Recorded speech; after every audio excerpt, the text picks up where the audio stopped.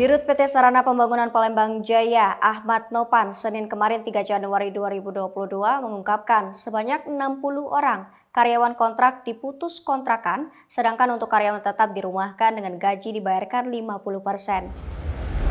Hak tersebut terjadi imbas dari perhentian operasional bus rapid transmusi atau transmusi. Pihak Transmusi menjelaskan keadaan itu lantaran mulai 1 Januari 2022, pemerintah Kota Palembang berhenti untuk memberikan subsidi ke PT Sarana Pembangunan Palembang Jaya karena nilai yang diajukan terlalu besar. Pelaku pengelola pihak Transmusi sudah mengajukan subsidi transmusi sebesar 17 miliar rupiah. Namun DPRD Palembang, Komisi 2 hanya menyetujui 2 miliar rupiah saja. Menurut Nopan, ternyata anggaran tersebut tidak dianggarkan di Dinas Perhubungan Kota Palembang. Nopan mengatakan transmusi ini harus mendapatkan subsidi dari pemerintah Kota Palembang karena bersifat pelayanan untuk masyarakat.